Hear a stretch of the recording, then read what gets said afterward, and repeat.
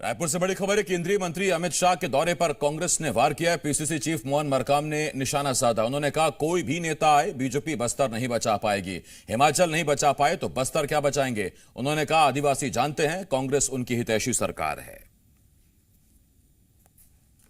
हालांकि कितने ही आ लें बस्तर में, चाहे राष्ट्रीय नेता भारतीय जनता पार्टी के आ लें, इससे पहले भी नड्डा साहब भी आए थे। नड्डा साहब अपने हिमाचल प्रदेश को नहीं बचा पाए तो छत्तीसगढ़ को और बस्तर को क्या बचा पाएगी। बस्तर की जनता जानती है छत्तीसगढ़ में कांग्रेस की सरकार उनकी हितैषी है, तो कांग्रेस को ही आने वाले दिनों में भी 2023 के चुनाव और 2024 के चुनाव में कांग्रेस पार्टी को वोट करेगी।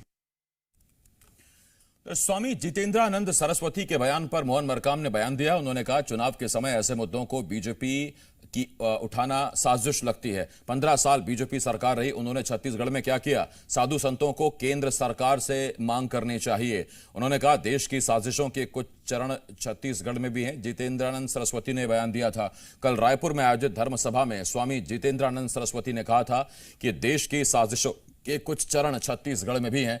नक्सलवाद से प्रभावित सर्वाधिक जिले छत्तीसगढ़ में है। साथ ही सवाल पूछा था कि सबसे ज्यादा धर्मांतरण गैर बीजेपी शासित राज्यों में ही क्यों हो रहा है।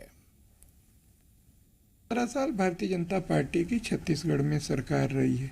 उन्होंने क्या कार्यवाही किया, क्या उन्होंने कोई कानून बनाया, क्या मैं भारतीय जनता पार्टी के नेताओं से कहना चाहता हूँ, सिर्फ और सिर्फ चुनाव के समय इस ढंग से राजनीतिक मुद्दों को उठाना तो भारतीय जनता पार्टी की साजिश लगती है।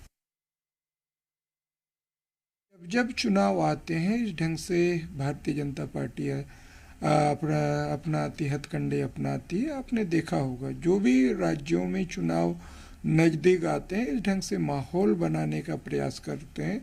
जो मुद्दे विहीन होते हैं उन मुद्दों को भी छेड़ने का प्रयास किया जाता है। तो कहीं ना कहीं भारतीय जनता पार्टी की इसमें स्ट्रेटजी होती है।